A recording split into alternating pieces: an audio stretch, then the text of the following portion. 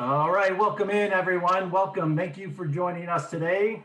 Hi, everybody. Good to see you virtually. That, of course, is Geoffrey Baer, and I am Eddie Griffin. I am the producer of WTTW's brand new special, Chicago from the Air. Woohoo! Geoffrey, I always like to say, much like our city and founders, we believe in big plans at WTTW. So, in this new innovative production, we invite our audience, that's you watching at home, to discover and explore Chicago and history from this thrilling new perspective, 450 feet in the air. We are excited, Geoffrey and I, to have you here for this sneak peek tonight, but that doesn't mean that you can forget to join us at Thursday at 7:30 p.m. at WTTW and WTTW.com for the premiere of Chicago from the Air. And while you visit the website, be sure to check out the brand new companion website that we're building at WTTW.com/air. Okay.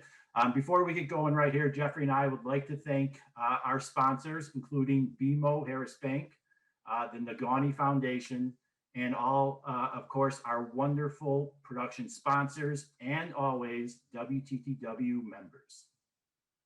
Thank you all very much for making shows like this, like Chicago from the Air, possible. All right, now I'm going to bring back in our narrator, our host, our guiding voice for Chicago from the Air, Geoffrey Baer. Well, thank you, Eddie. And I want to lend my thanks as well to everybody, all of our supporters who make this program possible, and to all of you, viewers like you, and our members at WTTW. We really can't do this without you.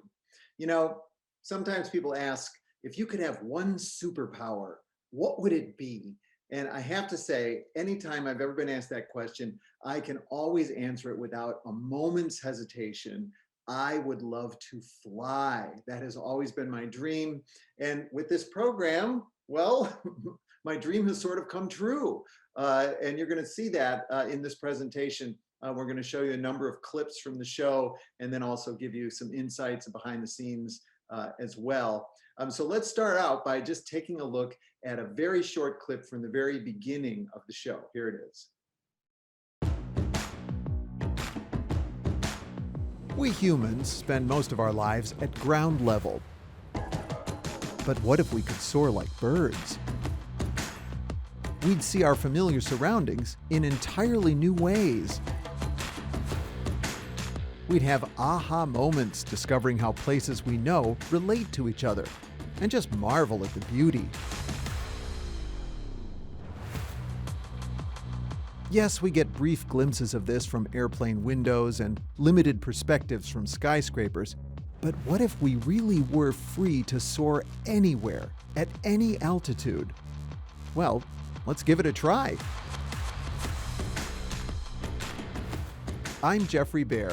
Spread your wings as we explore Chicago from the air.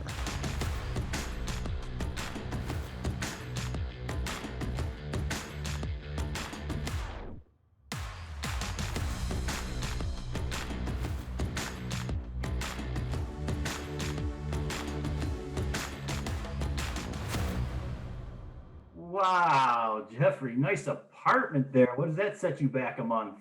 Oh, it's nothing, just $10,000 or $15,000 a month. I like to have a nice little place to get away on the weekends. Okay, joking. That is not my apartment. It is not my apartment, right, Eddie? No, that is a residential tower in the South Loop, NEMA. That was the location we picked to film Geoffrey's one cameo in the show. Geoffrey is our narrator, so he doesn't appear often. There was no room on the drone, but we wanted to get Geoffrey in. We wanted to get him high above the city, so that's what we picked in the South Loop. The heart of the show is really giving the audience a brand new perspective that they don't get when you're on the ground.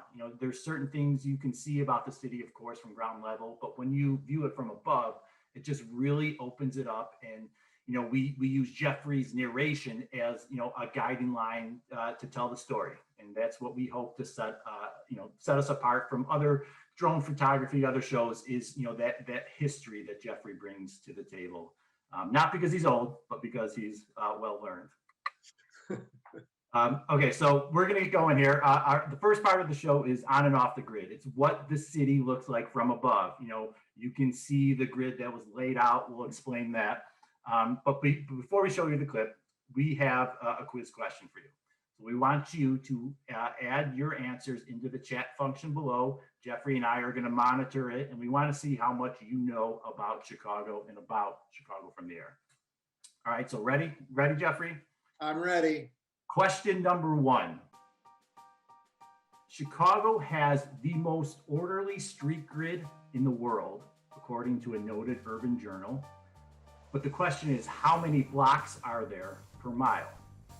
Is it A, 1 block per mile, B, 4, C, 8, or D, 12?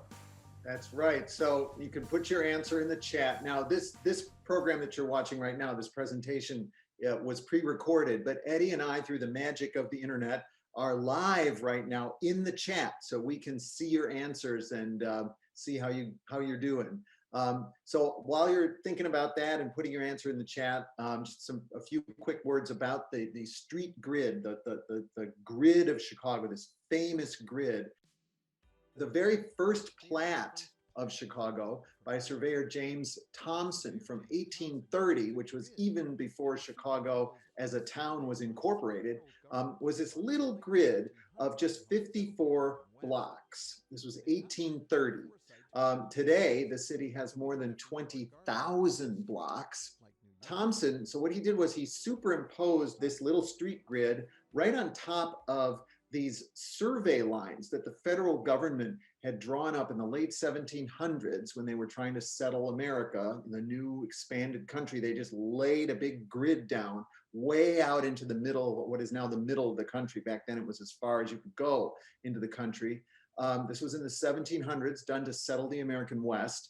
And to this day, Chicago's wide arterial streets are laid right down on top of those 18th century section lines, like, Ashland and Western and Belmont and Peterson. These are all right on the old section lines.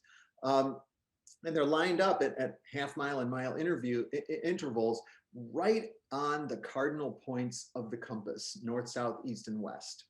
Okay, so the answer to our first quiz question, how many blocks per mile on that street grid? It is 8. There are 8 blocks per mile. Now, I know what some of you are saying. Yes, there is a little stretch of the street grid on the south side from Madison to 31st Street, which for some reason is 12 blocks to the mile. There isn't a lot of good research on why there is that anomaly, but everywhere else, pretty much in Chicago, it's 8 blocks to the mile.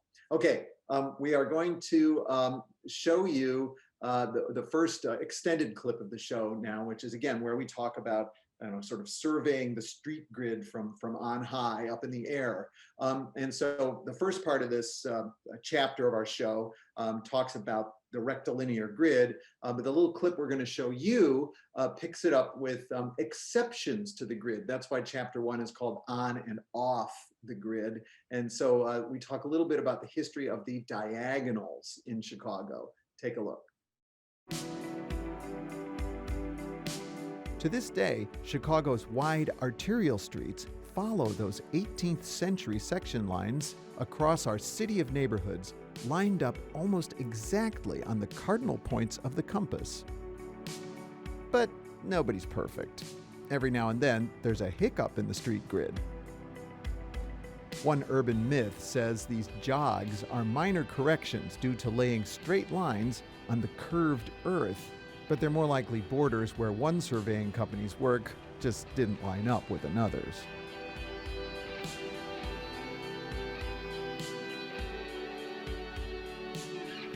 Departing more dramatically from right-angle rigidity are the diagonal streets that slash through the grid.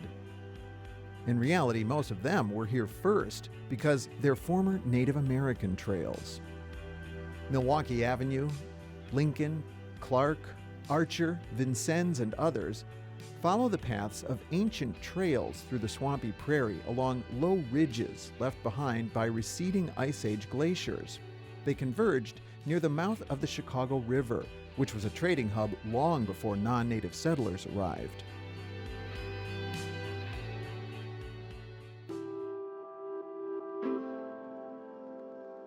This diagonal street has a different history. It's a line Native Americans couldn't cross. Rogers Avenue follows the so-called Indian boundary line. This line, established in an 1816 treaty, banished Native Americans from living close to the Chicago River, reserving that coveted property for white settlers. The line bisects Indian Boundary Park in the West Ridge neighborhood and skips through the grid in a southwesterly direction, eventually becoming Forest Preserve Drive, where you'll find Indian Boundary Golf Course along the Des Plaines River out by O'Hare. All right, so that clip ends with a very beautiful, serene, peaceful golf course, but it just so happens to be that that's about a half mile from O'Hare Airport. We're right in the middle of a runway approach path.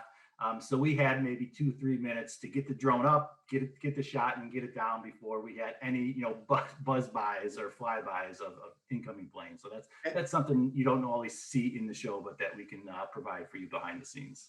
We should add, Eddie, that you're going to talk a little bit later about all the rules for flying a drone. So believe me, our drone folks were in contact with the FAA and the O'Hare Tower and everything. There was no chance they were going to fly a drone in front of a 747. Yes, we're very cautious and careful. There's a lot of rules that go into the drones, and we'll explain that in a little bit.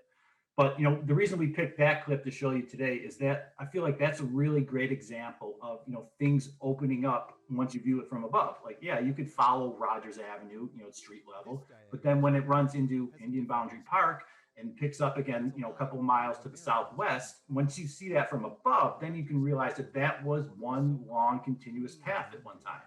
We felt the need to include that as part of our diagonal sections. But Geoffrey, as our writer for the show, why did you think that it was so important to include the Indian boundary line in the program?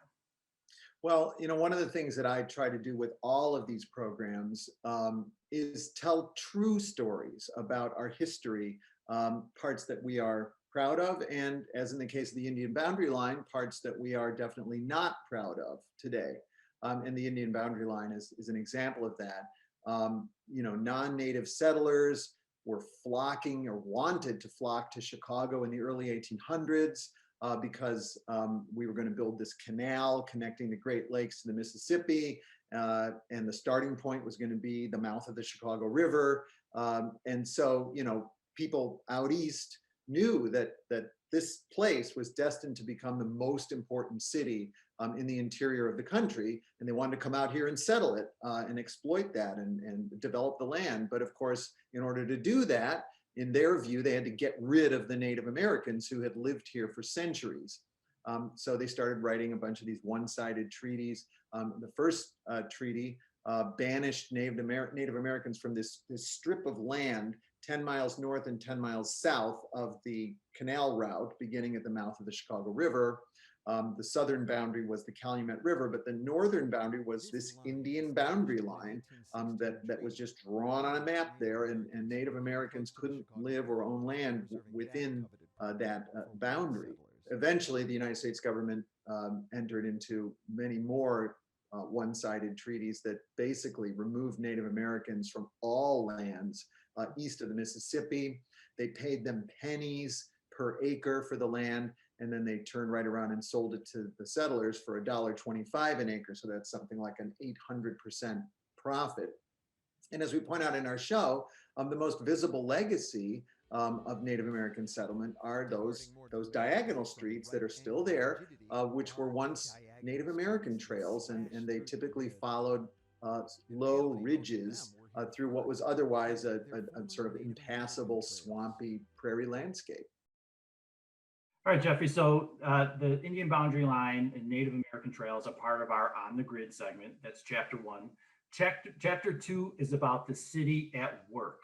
And what it really turned out to be for us as the filmmakers is kind of an excuse to get to fly the drone over these giant, impressive industrial landscapes that are normally very tightly secured and strictly off limits. But through the magic of making a couple phone calls and with a lot of coordination, of course, with these sites, we were able to fly over some amazing industrial sites that both represent Chicago today and Chicago in the past.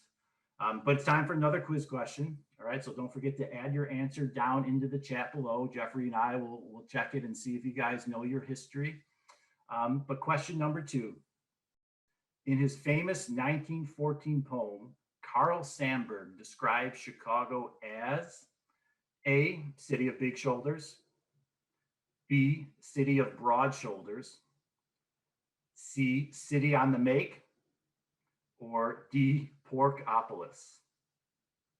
All right, so put your answer in the chat, and Eddie and I are going to be monitoring the chat, and we'll see what people's different theories are on that. Give you a few moments to answer the question and talk a little bit right now about industry, which really reshaped our region. This is one of my favorite parts of the show. Seeing these vast industrial landscapes from high above, they're sort of mesmerizing and kind of oddly beautiful. For example, like literally a sewage treatment plant, wastewater treatment plant in Stickney along the Chicago Sanitary and Ship Canal on the southwest side is just kind of this beautiful pattern of circular pools that it almost looks like a big sprawling tapestry. And on the day that you filmed it, it was a blue sky with puffy clouds, and they're all kind of reflecting in these pools of water. And thankfully, it's not smell-o-vision, so you can enjoy how it looked and not how it smells. We're too high up for that anyway. Yeah, that's true. Another one is we filmed this solar farm, said to be the largest urban solar farm in the country, and the sun glinting off these solar panels down in the Pullman area on the far south side of Chicago is just kind of an amazing thing to see.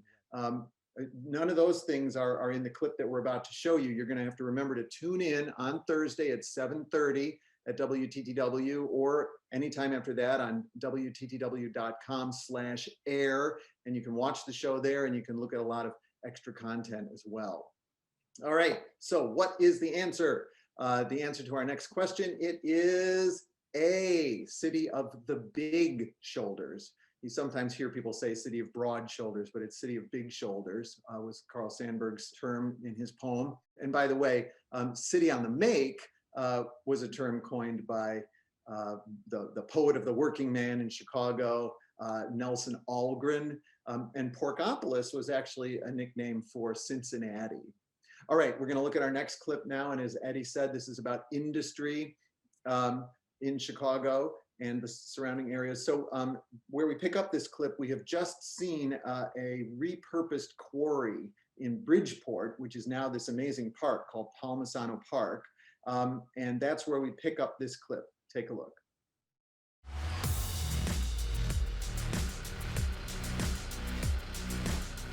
A much, much bigger quarry is still going strong in the far south suburb of Thornton.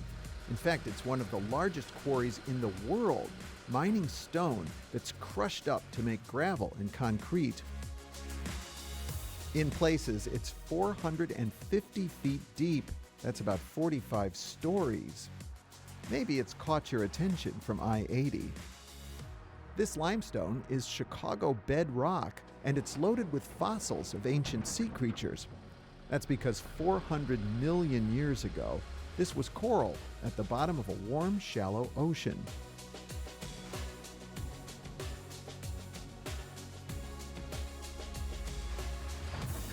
Today, a mined-out part of the quarry is used as a reservoir. During major storms, it collects excess water from the deep tunnel system until that water can be pumped to treatment plants like the one in Stickney that we saw earlier. But in other parts of the quarry, management says there's enough limestone left for another 200 years of mining.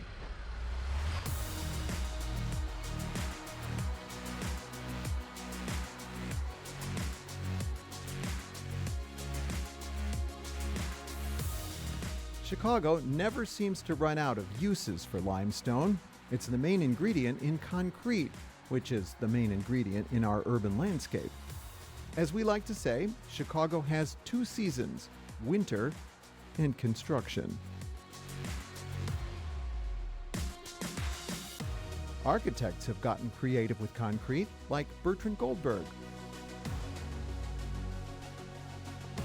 And Jeannie Gang, who created these flowing forms.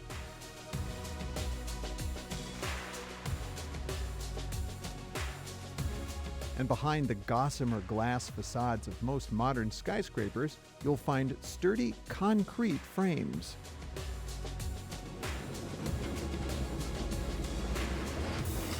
But the material that first made the skyscraper possible was metal. Chicago is arguably the birthplace of the skyscraper, the place where architects and engineers in the late 1800s figured out how to support buildings with interior steel or iron frames instead of thick outer walls of stone or brick.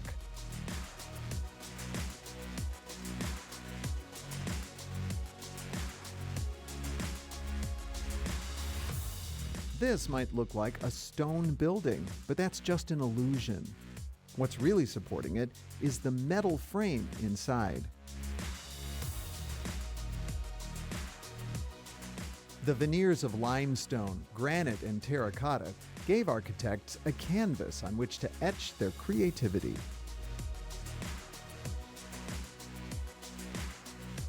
By the 1950s, modernists like Mies van der Rohe stripped away the walls altogether to proudly and honestly show off the steel frame itself.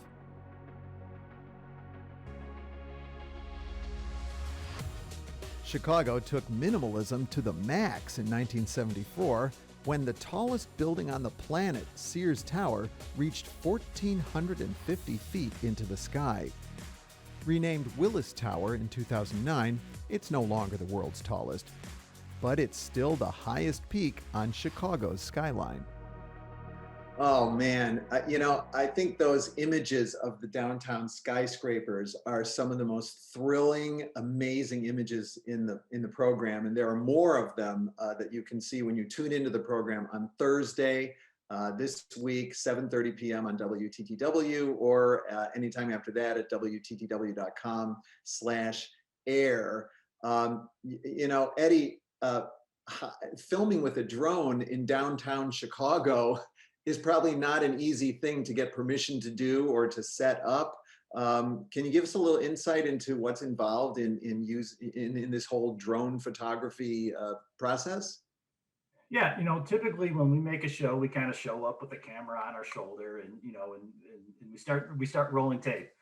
There's a little more planning that goes into that, of course, but the drone was it was unique for me having we've used drones before, but this was the first time, an exclusively shot from a drone show. So we hired Soaring Badger Productions, which is like the preeminent drone photography company in the city. They are fantastic. Colin Hinkle, the owner, was really easy to work with. We built a great relationship, over the course of our summer.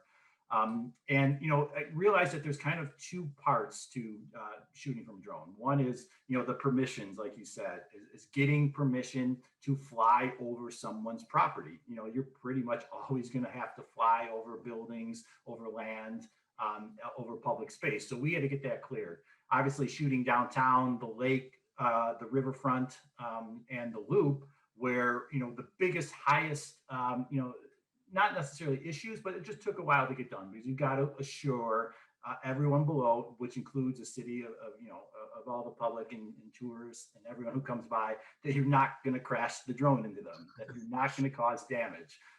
So once we, go back and forth with that, then it comes down to the execution, which is the second part. The drone crew was really cool to watch because they typically work 3 members on the crew. You've got the pilot operating remote control, flying the drone and avoiding obstacles. And then the second person is the photographer, is the camera operator. He's only looking through the camera lens at what your shot is. We should say, just so people understand, like a drone is not, it is not a toy. It is a small aircraft. It's too small for a person. It's, maybe as big around as a big dinner plate. Yeah, you could hold it in your hand, right? But it's got the blades. Yeah, all of this shooting is being done with the cameraman and the pilot with these little remote control devices that they're holding on to, and they're looking at what they're shooting on a little screen on the remote control device. Yeah, and you said, you mentioned that it is a small aircraft. It literally has landing gear. I mean, you kind of take that for granted that when you see it come down, you can see them pop out the legs, wheels, to kind of soften the cushion, because the camera is underneath the drone. So, And it's like this big. It's this yeah, tiny little camera that makes these incredible high definition pictures. yeah. And if you don't have, if you don't have your landing gear down, that's your camera is the first thing that's going to impact the ground. Right. Yeah, but and then the third member of the group is the visual observer, and he or she will go out and always keeps an eye on the drone, because sometimes you're launching from a location and you're going up to shoot this building across the river. There's a chance that your view or your satellite connection to the drone could be disrupted. So you always have to make sure that someone can see it, and then of course that helps avoid any over air collisions or anything like that. And we did 20 something shoots, and not an incident at all. So Soaring Badger was a great job helping us put this show together. Fantastic. So we're going to move on to the next portion of the show. We're going to show another clip, but this is all about the natural beauty of Chicago. And tell me about filming on the lakefront. That's another issue, right? Yeah, the lakefront, that's where you get your beautiful views. That's the iconic view of, coming over the harbor, coming out over Lake Michigan towards the city. You see the skyline. Of course, you've got to get permission from the Park District, from the city, which operates Millennium Park. And then the museum campus, we had to let the shed and the planetarium aware that we were going to be up there. And if anything were to happen, we need contact information. But again, everything went very, very smoothly. But that was, crucial for us to get our beautiful downtown greenery shots, lakefront, Grant Park, like we said, Millennium Park. So that was, that's the third segment of the show is Urbs and Horto, which is the Latin motto of Chicago, meaning city in a garden. Right. So that's what we're going to show you a clip of next. But here's time now for our next quiz question. And again, Eddie and I are pre-recorded in this presentation, but we are live in the chat right now. And we're going to look at your answers as you put your guesses in the chat. So here's the third part, and it relates to the beautiful city, the city of gardens. Who designed Jackson Park on the South Side? Who designed Jackson Park on the South Side? Was it A, Daniel Burnham, who wrote Make No Little Plans, They Have No Magic to Stir Men's Blood? B, Frederick Law Olmsted and Calvert Vaux, who were the designers of New York's Central Park? C, Jens Jensen, who pioneered the use of native prairie plants that other people just considered to be weeds? Or D, was the designer of Jackson Park, Jackson Pollock? Hey, I know this one, Geoffrey. Can I answer? Let's give people a chance. Jackson Park was crucial for us to feature in the show, because of its history. But personally, I just think that it's one of Chicago's coolest neighborhood parks. It's huge. You've got basketball, baseball, you've got golf course, you've got a driving range, multiple harbors. La Orbita is down there. There's islands in lagoons, multiple beaches, the Museum of Science and Industry, and then, like you said, all that really cool World's Fair of 1893 history. You can still see some of it down there, the Statue of the Republic, although that is a smaller replica. But just very kind of like the flagship park, we could maybe say. I don't know if you feel. Well, you're a South Sider, Eddie. So yeah, shout out to the South Siders, Jackson Park. All right, is that enough time? Let's get this question here. All right, so question number 3, who designed Jackson Park on the South Side? It was, of course, B, Frederick Law Olmsted and Calvert Vaux, designers of New York Central Park. That's right. And as you'll learn in our show, if you tune in on Thursday, 7:30 on WTTW, or after that at WTTW.com/air, Olmsted and Vaux designed many parks and landscapes around the country. And in fact, they also, in the Chicago area, designed the suburb of Riverside, which is considered to be, some say, America's very first planned suburb. Instead of a grid, these sort of naturalistic winding streets. And you really see that when you get up above it in the air. Okay, now we're going to look at our third clip from the show, our third chapter. As Eddie said, it's called Urbs in Horto, Latin for city in a garden. And of course, we focus on parks and nature. We look at the Forest Preserve District. There's a beautiful section on the Chicago Botanic Garden. little clip we're going to look at here is just picking up where we're talking about the lakefront park system, which is a legacy of Daniel Burnham, the city planner, and what people call the Burnham Plan of 1909. So let's take a look.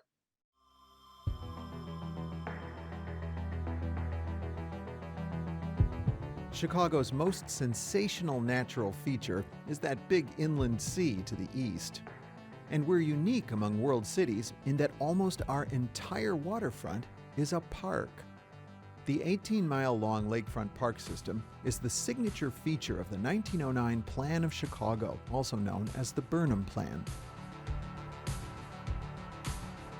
Dramatic pedestrian bridges solved a big problem for Southsiders.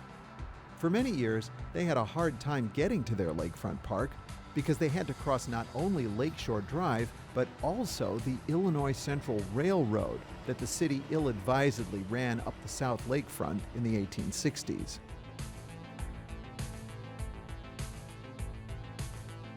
You can blame the man entombed here for those tracks. Senator Stephen A. Douglas had an estate here and cooked up the land grant that allowed the railroad to come up the lakefront right past his property. It would take 150 years to fully reclaim our shoreline for the public. The tomb features a statue of Douglas, who owned enslaved people. It towers above the black neighborhood of Bronzeville, which has led residents and state legislators to call for its removal.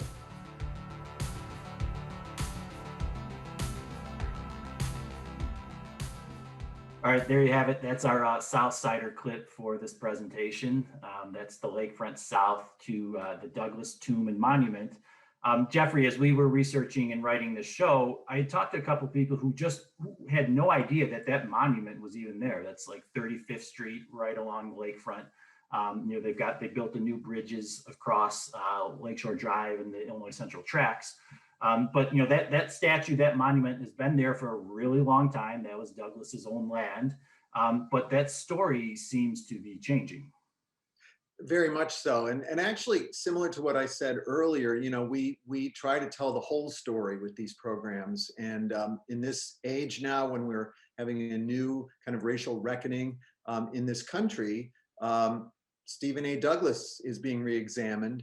And here is this statue of Douglas, who was a slave owner, towering over one of Chicago's most famous African-American neighborhoods. So there have been these calls to remove the statue, just as we've seen statues coming down everywhere, the statues of Columbus in Chicago that have come down, and statues of Confederate leaders coming down around the country. The program, becomes quite timely with that. Parks in Chicago are an amazing story.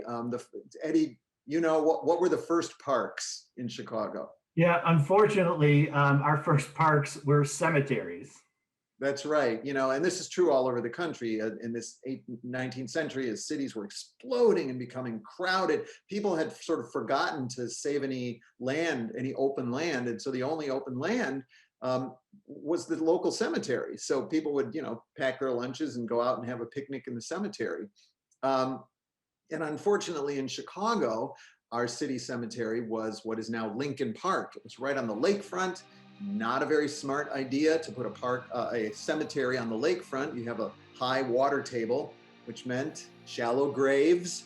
So it was pretty nasty in that park. And health reformers began agitating to relocate all those bodies, which actually was done, to other cemeteries.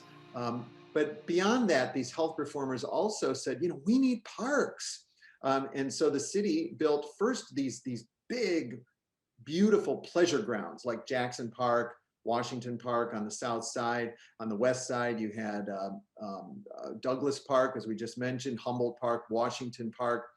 The problem was the people who needed these parks most couldn't get to them because they were the poor who lived in densely crowded neighborhoods. And, you had to get on a streetcar. It cost a nickel to go to a park, one of these big pleasure grounds. And, people didn't have a nickel or couldn't afford a nickel to go to a park. So another thing was pioneered in Chicago, which is the idea of the small neighborhood park. So you find these all over the city, along with a new kind of building that was pioneered in Chicago called the Field House.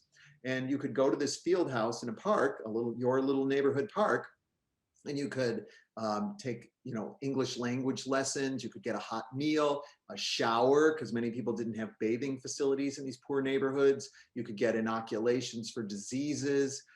They really became as much social service agencies as recreational facilities. And then Geoffrey is growing up on the far southwest side, the small neighborhood parks where all the high school students who were too young to go anywhere else would hang out at night. And, I won't say what else happened there, but yeah, do whatever high school students do. But I guess that's not exactly what the reformers would have necessarily had in mind, but that's another use for them. All right, we are near the end of our presentation. It's been so much fun having you all with us, but we're going to give you one final quiz question. We're not going to let you go without a final quiz question.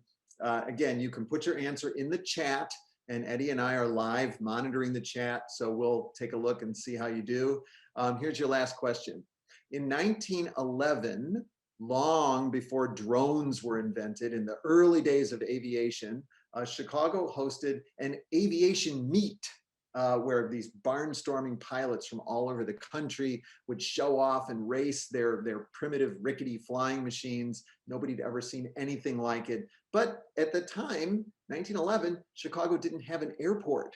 So since there was no airport, where did these primitive airplanes take off and land and perform their stunts before a massive audience? Was it A, Grant Park, B, the Midway Plaisance at the University of Chicago, that long strip of grass, C, a long closed off stretch of Western Avenue, or D, Riverview Amusement Park on the north side? All right, so while you guys are putting your answers into the chat function down below, I just want to take the time and on behalf of Geoffrey and everyone else at WTTW who's involved in this show, we want to thank you again for joining us here today. But we also want to thank our sponsors, BMO Harris Bank, the Nagani Foundation, and our loyal WTTW members like you. Yes, thanks to all of you for making this possible. And remember, on Thursday night, the program debuts at 7:30, Chicago from the Air on WTTW, and also WTTW.com/air. And there's some really cool extra features that you can also see, not extra features, but sort of expanded, content that you can see on the website. Every one of these programs has a fantastic companion website that goes along with it. Actually, I'll even say, if you just go to WTTW.com/Geoffrey Baer, my name, you can see the fabulous websites for all of the programs that we have done over the years. Real quick, on premiere night on Thursday at 7:30, I'm going to be live tweeting. WTTW has given me the keys to the WTTW Twitter account. So I'll be there with you all as we're watching it together, and I'll pepper in a couple behind the scenes stories and how we made stuff and how we got from the script to the screen. That's wonderful. All right, it's going to be a celebration, an event on Thursday night. We hope you'll tune in for it. All right, so what's the answer? Where was that first aviation meet? Eddie, do you want to take the honors here? Yes, let's see. If off the top of my head, let's say it was Grant Park. A. Yes, take a look at this crazy picture of all these little airplanes zooming around above Grant Park, and they literally took off and landed in Grant Park because Chicago did not have an airport in 1911. All right, we hope that with this program, Chicago from the Air, what we've really tried to achieve is some substance beyond the drama that's inherent in beautiful aerial photography, so that it's not only a high-flying joyride, but also a deep dive into Chicago's history and present day as well. Enjoy the show. Thank you all for watching. Bye, everyone.